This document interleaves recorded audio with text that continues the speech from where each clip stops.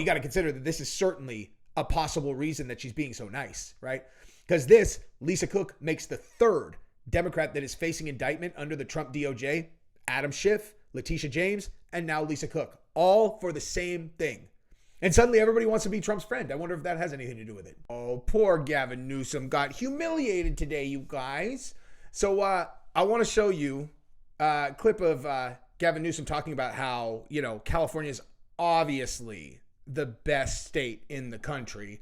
But at the same time, this Bed Bath & Beyond is not only leaving California completely, but they are making a statement from the executive chairman of Bed Bath & Beyond that absolutely torches California. But I want to start right here because if you guys didn't see this, okay, this is from a few days ago, and I actually think that it indicates more than what people are talking about, all right? So this is actually about Hillary Clinton saying that she believes that Trump deserves the Nobel Peace Prize if he is able to negotiate peace between Russia and Ukraine. And there's something bigger than this going on though, okay? Because all of us have been talking about what's going on with Epstein. Why are we, pushing down the Epstein stuff? Why are we not hearing about this? And from the beginning, what was my hypothesis? Okay, my original hypothesis was if you were in Trump's shoes. Okay, now obviously a lot of information has come out since then that about kind of different things, but at the very beginning, I was always like, guys, if you had a cache of blackmail information on the most powerful people in the world, what's the dumbest thing that you could do with it? Okay, the dumbest thing would be to put it out and make it public. You can leverage this for your own benefit, for the benefit of the United States. And as an example, if that is what's going on with Trump, then that would potentially mean that he has blackmail on the Clintons, of anyone, of anyone that there would be almost certain headshot dirt on in the Epstein files, it would be the Clintons. Okay, so we're going to get into this. I want to show you what she said about this, and then I'm going to tie it back to that. But first, I'm going to ask for your guys' help. I'm getting a horrific month with the algorithm. The algorithm is banging me down in August. I don't know what's going on, but sometimes this happens. It usually happens twice a year, maybe 3 times a year, where I have to come to my audience and be like, if you guys could if you could help me, it would be incredibly, I'd be grateful. And all I'm asking is that you like the video, subscribe to the channel if you have not done that yet, and comment on this video. And best of all, forward it to one of your friends, text it to someone, say, hey, do you watch this guy? Anything like that, that'll just kind of kickstart the channel, because it's very frustrating. Okay. I don't know what, it probably has to do with the fact that I cover so many different types of topics, but every once in a while, the channel needs a kickstart. It's very frustrating, but I'm asking you guys for help, and I would appreciate it very much if you guys would do that. Go ahead and like the video, comment, etc. I appreciate you guys. Yeah, so we start right here, okay? I read this and I was like, what? If Donald Trump negotiates an end to Putin's war on Ukraine without Ukraine having to cede territory, I will nominate him for the Nobel Peace Prize myself. I was like, well, that's mighty nice of her, And she had some other very nice things to say about him that were very confusing to me, where I'm like, isn't she his absolute arch nemesis on earth? Why is she saying this stuff? Why is all of a sudden Hillary Clinton a big fan of Donald Trump?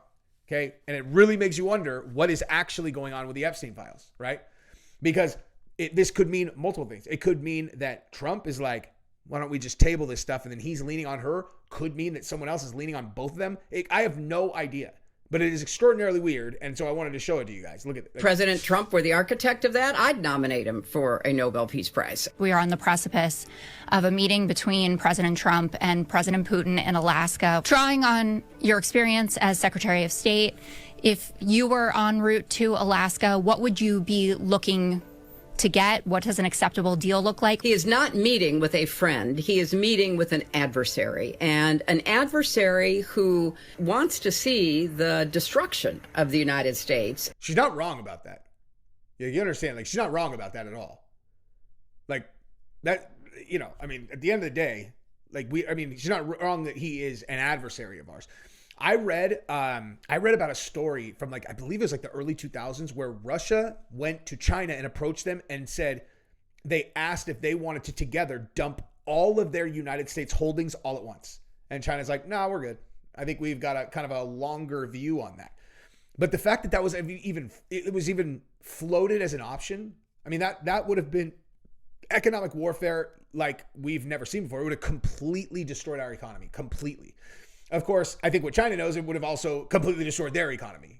Like Russia, it's like, yeah, do you understand how much stuff that we make and ship to the United States? I don't think that would be very good for China. Probably pretty good for you guys, but thank you for the offer, So like, I find myself when I watch Putin in interviews, kind of like, I respect this guy. And I do. I have respect for a lot of people that I would consider to be like adversaries of groups that I'm a part of or whatever. But like, he is an adversary. Make no mistake about that at all. And candidly, Hillary Clinton, same kind of thing. Like, yeah, definitely an adversary of ours. But at the same time, if she were the president of the United States, she would have been corrupt to the bone, dude. Corrupt to the bone. But she also wouldn't let anybody fuck with us. That's for sure. And the Western alliance. But if he could bring about the end to this terrible war where Putin is the aggressor, invading a neighbor country, trying to change the borders, if he could end it without putting Ukraine in a position where it had to concede its territory to the aggressor, had to, in a way, validate Putin's vision of greater Russia, but instead could really stand up to Putin to make it clear there must be a ceasefire, there will be no exchange of territory, and that over a period of time, Putin should be actually withdrawing from the territory he seized in order to demonstrate good faith efforts, let us say, not to threaten European security. If President Trump were the architect of that, I'd nominate him for a Nobel Peace Prize. So once again, that. Yeah, and then she also, and then there's this. In fact, did you see that Hillary Clinton yesterday said that if you got this deal done and not capitulate to Putin, that she would nominate you for the Nobel Peace Prize? If President Trump were the architect of that, I'd nominate him for a Nobel Peace Prize. Well, that was very nice. I may have to start liking her again. Like, Trump is not a complicated guy, man. You want to be his friend? Say something nice about him, man. Just say something nice. But I don't know. I just like, I find this just all very bizarre. Does anybody else feel like this is just kind of weird? I mean, I'm not saying it's a bad thing necessarily. It's just weird. It's just weird, man. So let's go to something that I do understand. Okay, let's go over here, right? Let's look at something that I absolutely understand, which is that Gavin Newsome is definitely going to run for president in 2028 on the Democrat side. There's no question about that. That is coming, no question. And here's something that he's saying about how, why California is, better than red states or whatever. Louisiana in Speaker Johnson's district that has 6+ times the per capita murder rate of Nancy Pelosi's San Francisco. What about the carnage, Mr. President, in Shreveport? Why aren't you protecting the folks there? 8 of the top 10 murder states in this country, red states. What bullshit. And everyone knows it. Everybody knows it. Again, it's acts of authoritarianism. It's acts of power on a person that is trying to use his its formal authority, and it's depleting. And it's weak. It's increasingly weak, and it's increasingly desperate.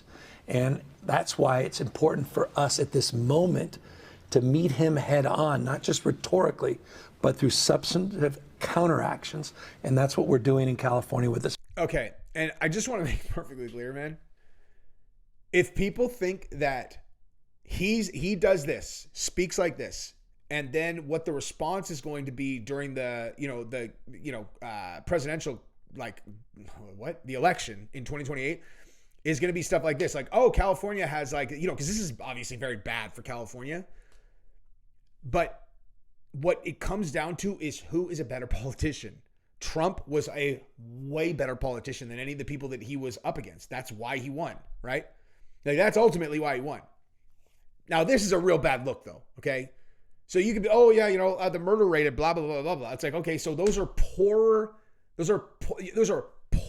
states where these murder rates are happening, okay? They have less resources, okay? Like 8 out of 10, whatever. Okay, well, how's LA? How's LA's murder rate? How's New York's murder rate? Like, they have terrible violence there, obviously, okay? Those are all Democrat-run states. How about Baltimore? How's Baltimore's murder rate? Baltimore is run by literally nothing but Democrats, and they're all black. They're like, somehow, they're like these white people, they're white supremacy or all. It's literally black run across the board, and they're all Democrats. Like, what? I don't even understand. So they're like, my point, honestly, is that Gavin Newsom is incredible at picking and choosing information and then delivering it to you like that. But check this out. So official statement regarding Bed Bath & Beyond. We will not open retail stores in California. This isn't about politics. It's about reality. California's system makes it nearly impossible for businesses to succeed, and I won't put our company, our employees, or our customers in that position. See attachment. Okay. So this is from Bed Bath & Beyond about why they are fully pulling out of California business-wise permanently. Okay. Statement from Marcus Lemonis, executive chairman of Bed Bath & Beyond. We will not open or operate retail stores in California. This decision isn't about politics. It's about reality. California has created one of the most overregulated, expensive, and risky environments for businesses in America. It's a system that makes it harder to employ people, harder to keep doors open, and harder to deliver value to customers. The result, higher taxes, higher fees, higher wages, and that many businesses simply cannot sustain, and endless regulations that strangle growth. Even when the state announces it's a budget surplus, it's built on the backs of our ordinary citizens who are paying too much and businesses who are squeezed until we break. At Bed Bath & Beyond, our responsibility is to our customers and our shareholders. We will not participate in a system that undermines both. Instead, we are investing in a California strategy that works: 24 to 48-hour delivery, and in many cases, same-day service. Californians will continue to get the products they love through bedbathandbeyond.com, but without the inflated costs created by an unsustainable model. We're taking a stand because it's time for common sense. Businesses deserve the chance to succeed. Employees deserve jobs that last, and customers deserve fair prices. California's system delivers the opposite. That's why Bed Bath & Beyond will serve California customers directly through bedbathandbeyond.com on our terms and with their best interests at heart. That is that's a rough go if you're Gavin Newsom and you are trying to run for president, you know. But you want to know what people are going to hear when it comes to 2028? They're going to just see a good-looking guy who's great at speaking, who's going to deliver whatever data points he thinks that he can skew in his favor. Like, that's what's going to be more persuasive. And I just say that because everyone needs to see that coming, because it is coming. There is no question about that. That is what's coming. Okay.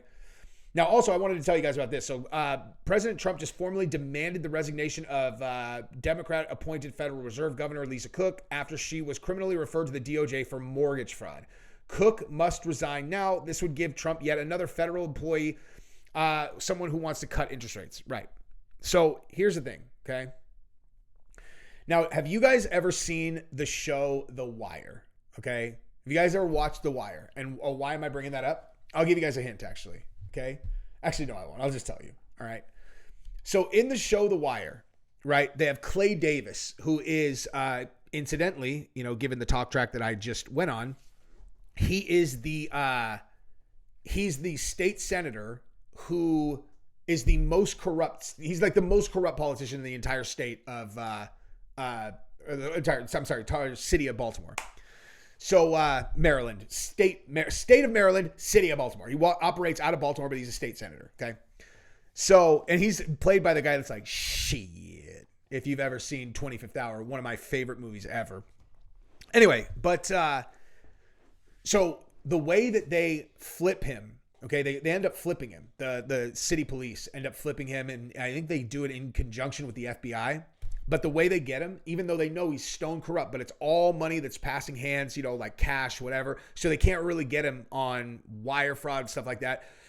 So the way they end up getting him is they look into his history of taking mortgages, because there are laws that can be exploited, because if you look into how people have taken mortgages, in a lot of cases, they've done things that are illegal, either unknowingly or kind of like whatever. I think the way that they get him is there's something about like people giving money to kids for like their first time buying homes, and it's like illegal. And so if they ever get into it and they search into their mortgages, they can find a reason to prosecute them. That's exactly what they do to Clay Davis, and that's how they end up getting him. Okay. And so he flips and he gives up these drug guys. He's taking a shitload of drug money, and then he's rigging bids because they're trying to go clean. They're trying to get into the construction business. And so, they bid on jobs, and he makes sure that they end up getting the jobs. So when all of these people keep getting rung up on these mortgage frauds, so there was the Letitia James. Now you also have Adam Schiff, and then now you also have this Fed chair, okay? Which I'm sorry, her name is Lisa Cook, okay? So that's Lisa Cook, Adam Schiff, and what's her name? Letitia James. all of them are now facing mortgage-related criminal indictments, right? And having watched The Wire, I know that that is one that's real easy to get people on. And again, who started this fight? You know what I mean? Who started this fight? Right? Like what they prosecuted Trump for were not even crimes. He inflated the values of his buildings. It's like, all right. They inflated the values of his buildings. Cool. And it's like, yeah, and then he took those loans. And you're all, where are those loans now? They're all, well, they're fully paid back. So what the fuck are you talking about? Well, it's a crime to inflate the values. No, it's not. It's not a crime, okay?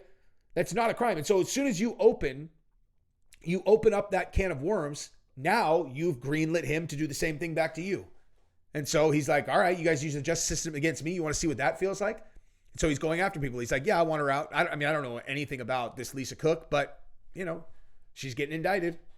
And so maybe Trump will get somebody into the Federal Reserve that will potentially reduce interest rates and will make our home values go up.